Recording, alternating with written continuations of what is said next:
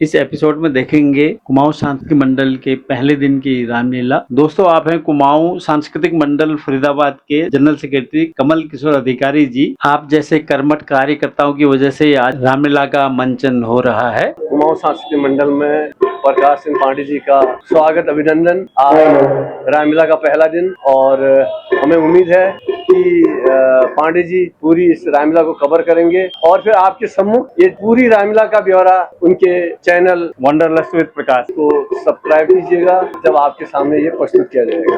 धन्यवाद। जय हिंद, जय भारत। आप हैं रामलीला के प्रमुख स्तंभ देवकी नंदन जोशी जी। रामलीला रिहर्सल में इनका सहयोग सिर्फ हारमोनियम तक ही नहीं था, बल्कि इन्होंने हर पात्र के चरित्र को जीवंत करके दिखाया, कैसे पात्र को अभिनय करना चाहिए। हर चीज में एकदम एक्सपर्ट हैं। हमारे कुमाऊं सांस्कृतिक मंडल फरीदाबाद की जो प्याली चौक पर रामलीला होती है, ये बहुत सालों से चली आ रही है और अपनी एक पहचान रखती है और उसी पहचान के लिए हमारी ये रामलीला जानी जाती है। इस साल भी हमारे पात्र अच्छा से अच्छा करने की कोशिश करेंगे, तो आप लोग जो भी इसका आनंद लेना चाहें तो आके आनंद ले सकते हैं। यही मैं कहना चाहता हूँ कि धर्म परायण जनता से। Thank you. बैठने की बहुत अच्छी सुविधा की है, एक साइड जेंट्स के लिए, एक साइड लेडीज के लिए। राम स्तुति हो रही है।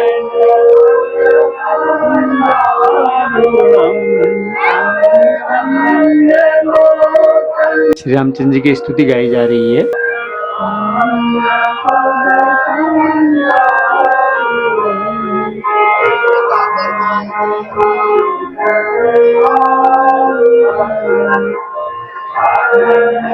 ये हमारा मंदिर है, ये भी हमारे कुमाऊं के हैं। आपका शुभ नाम क्या हुआ? मेरा नाम सर बसंत बाबू। ये बहुत अच्छे गायक कलाकार भी हैं। नहीं,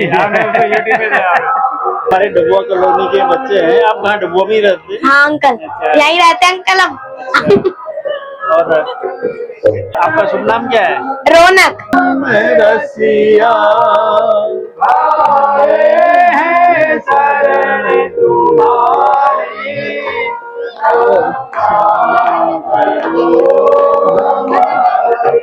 काफी लोग आयोजन लगे हैं,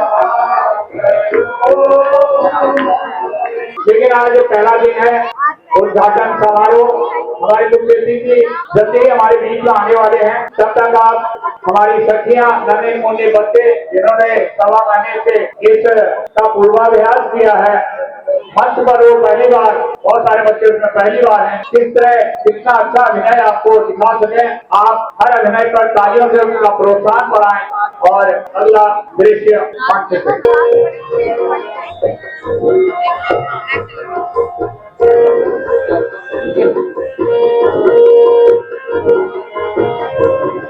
बहुत सुंदर अभिनय करते हुए बच्चे। जोरदार तालियों से हमारे अतिथियों का स्वागत करें और आज दीप प्रज्वलित कर सबसे आगे ये लोग आओ मिलकर इन सबका सम्मान करें और कर ध्वनियों से पंडित करमचंद शर्मा जी जो प्रतिनिधि है, हमारे मंत्री, पूर्व मंत्री हरियाणा सरकार, पंडित मूलचंद शर्मा जी के भाई हैं। और जैसे कि आपको पता है 5 तारीख को हरियाणा में विधानसभा के वोट हो रहे हैं और उनकी इस समय उपलब्धता बड़ी मुश्किल से होती है, फिर भी उनका प्रतिनिधित्व करने हमारे पंडित जी हमारे बीच में है और भी बहुत सारी समाज सेवी हमारे बीच में है। आज के मुख्य अतिथि मूलचंद जी के छोटे भाई करमचंद जी, जिनको सम्मानित किया जा रहा है और साथ में स्मृति चिन्ह भेंट दी जा रही है और साथ में दूसरे अतिथिगण जिनको भी सम्मानित किया जा रहा है। ये मर्यादा है, एक मुख्य अतिथि जो सम्मान कर रहा है उसके तरफ हो रहा है। बुजुर्गों को सम्मानित कर उनका आशीर्वाद लेना और युवाओं को प्रोत्साहित करना, ये हमारी कुमाऊं सांस्कृतिक मंडल की विशेषता रही है। ये फ्रंट रो में हमारे अतिथिगण लोग बैठे हुए हैं और उनका साथ देने के लिए हमारे कुमाऊं मंडल के कार्यकर्ता लोग।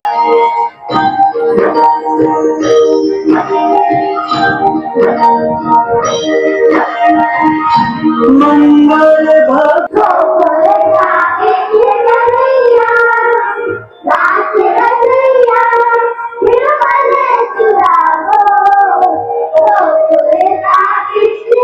छोटे छोटे प्यारे प्यारे बच्चे सखियों का रोल निभाते हुए अयोध्या नरेश दशरथ जी का दरबार। हे मंत्री, सारी प्रजा में शांति और सद्भावना है तो हमें पूरी प्रजा के बारे में अवगत कराए।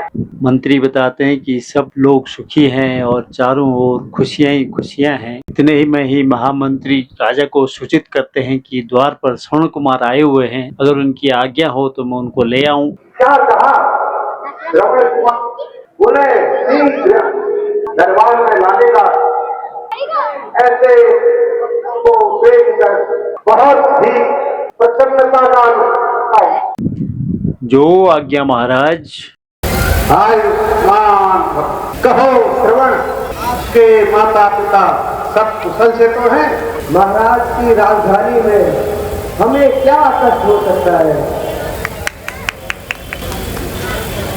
किंतु मुझे एक बात आपसे कहनी थी। हाँ, निसंकोच कहो।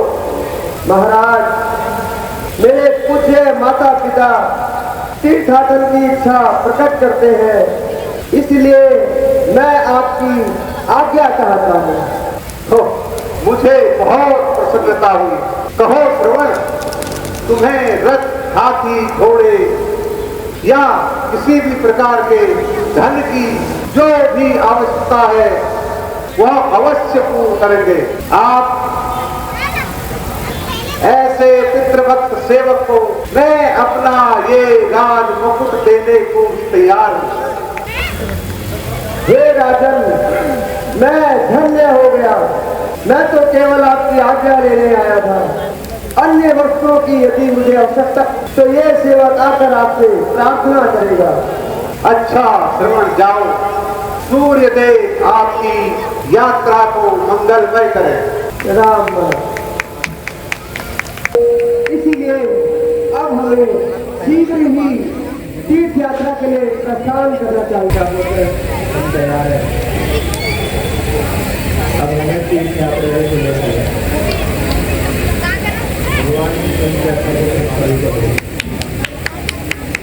अच्छा पिताजी, चलिए। आज हमें मृगों की आंखें की संख्या अति उत्तम विचार है, हम आपकी राय से सहमत हैं।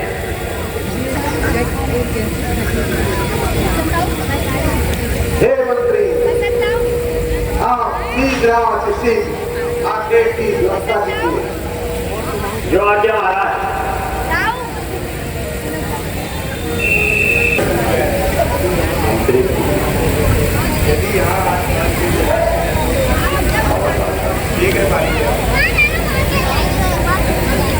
अभी जाता हूँ पिताजी, आप चिंता न करें। मैं अभी जल की तलाश करता हूँ और आपके लिए जल लेकर आता हूँ। बेटा श्रवण, जल लेकर जल्दी ही आना। जो आज्ञा माता, आप बिल्कुल भी चिंता न कीजिए।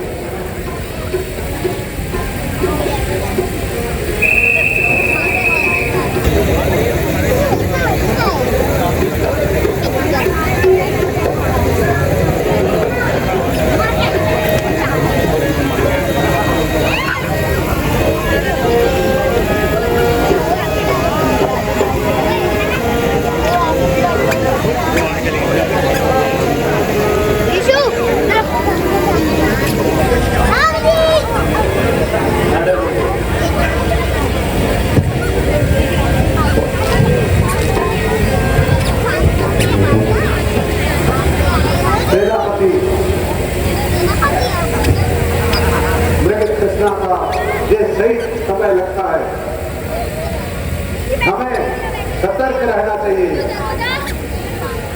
कहीं शिकार भाग न जाए। अति उत्तम महाराज।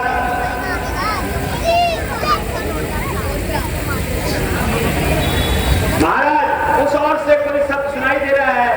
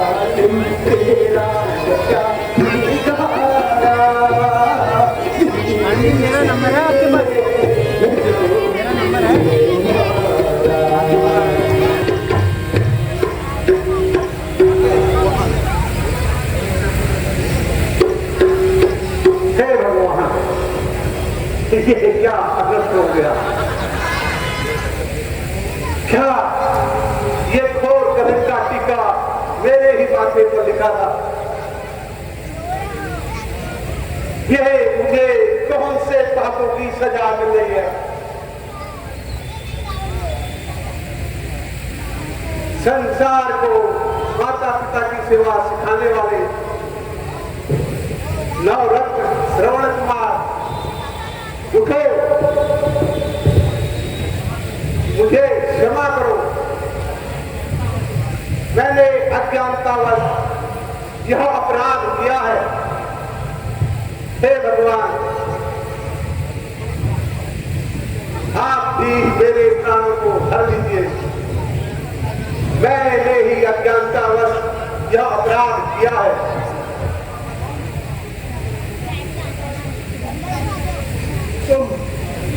तुम कौन हो? जल्दी जल्दी से मुझे उत्तर दो। हे निर्दोषी, मैं दोषी हूं। दंड अभी निश्चित कर दो। मैं अवधपुरी का दशरथ हूं। मेरे ही गर्भ हत्या पढ़कर मृग के खोखे में मैंने ही तीर चलाया है। हे राजन, हे राजन, आप राजा दशरथ हो। धन्य हुआ दर्शन करके। ये बाण ब्रह्म जीवन है मेरा, परलोक जा रहा हूं मर के। राजन, शिकार के धोखे में हो गया शिकार यदि मेरा, तो इसमें दोषी आप नहीं। आ गया अंतिम समय मेरा। नहीं श्रवण, नहीं। बड़भागी हूँ जीवन बीता, माँ और बाप की सेवा में। सरयू तट आकर आज मरा, तीर्थ यात्रा की सेवा में।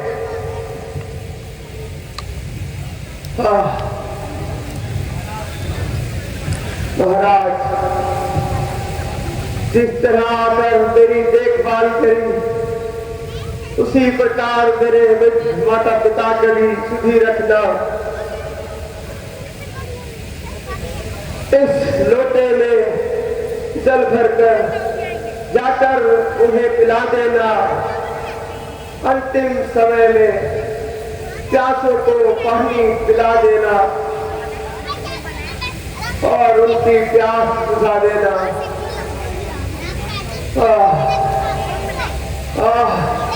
दोस्तों, श्रवण कुमार द्वारा अभिनीत यह भाग बहुत ही मार्मिक है और बहुत ही अच्छा उन्होंने इसमें अभिनय किया हुआ है, इसलिए मैंने इस भाग का पूरा एक अलग से वीडियो डाली है। और राजा दशरथ को बहुत दुख हुआ श्रवण कुमार के मरने पर, और वो जल लेके जब श्रवण कुमार के माता पिता के पास लेके गए तो उन्होंने उनकी पदचाप से ही पहचान लिया कि ये उनका श्रवण कुमार नहीं है। जब राजा दशरथ ने उनको जल पीने के लिए दिया तो उन्होंने उसी जल से राजा दशरथ को श्राप दे दिया कि जिस तरह से इस बुढ़ापे में हम लोग पुत्र वियोग से मर रहे हैं, तू भी अपने बुढ़ापे में ऐसे ही पुत्र वियोग से मरेगा। इस नाटिका का पूरा भाग मेरे पिछले एपिसोड में आप देख सकते हैं। दोस्तों, एक और गेस्ट श्री सतीश कुमार फागना जी, जो विधानसभा चुनाव में बीजेपी के प्रत्याशी हैं।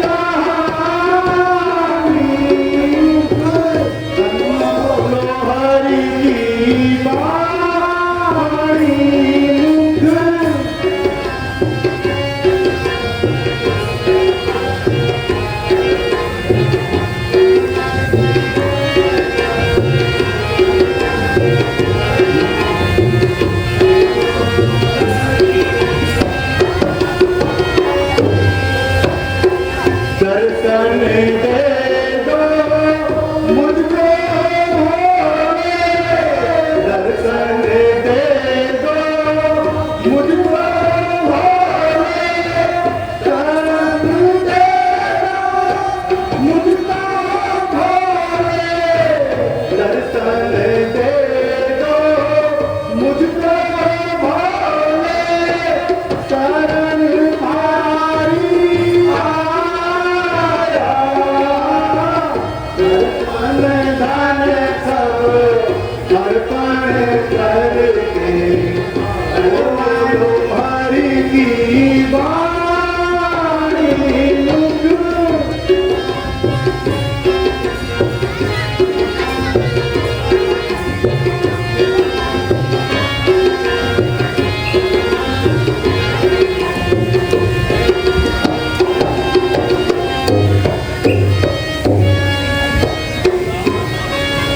हे भगवान मांगो क्या वर मांगते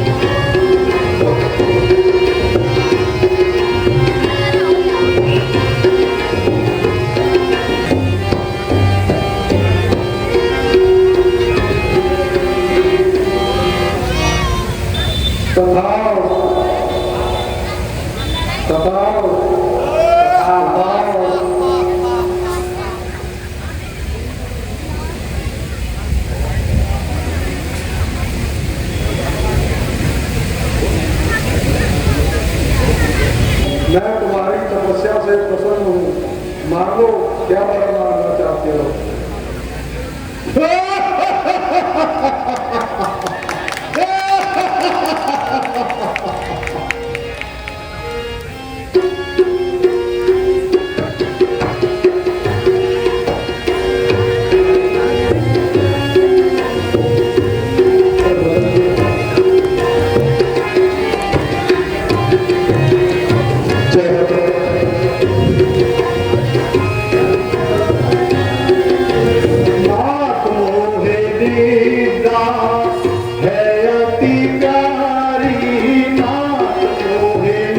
निद्रा है अति प्यारी नाथ मोह निद्रा है अति प्यारी शंभुनाथ मोह निद्रा है अति प्यारी चिंता मन में है भारी चिंता मन में है भारी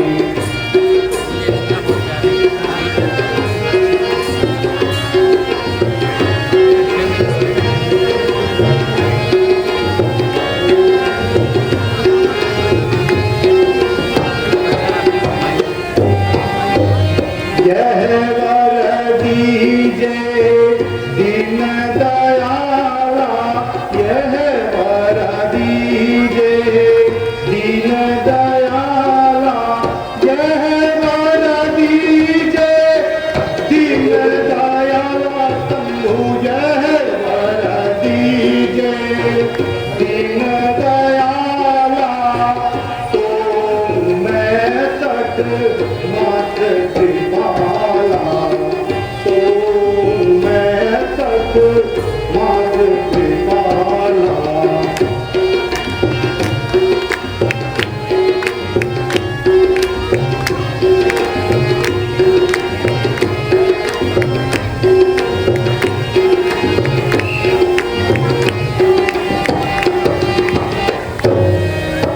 हे नाथ, यदि आप मेरी तपस्या से अति प्रसन्न हैं तो मुझे यह वर दीजिए कि मैं 6 मास तक सोऊं और केवल एक ही दिन जाऊं। तथा तथा तथा जय हो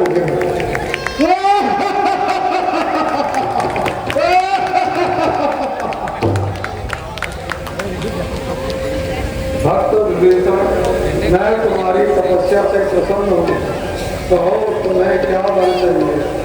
इस तरह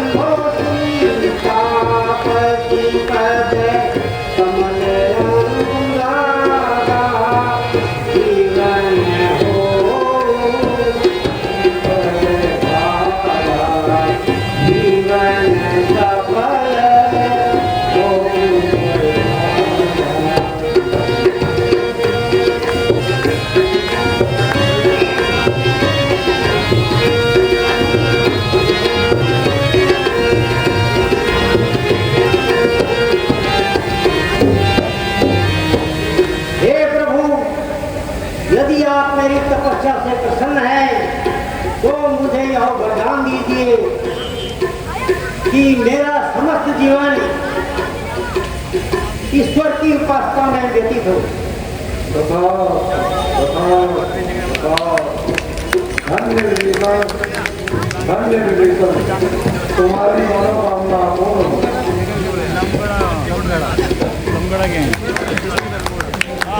देंगे 3 नंबर के। अच्छा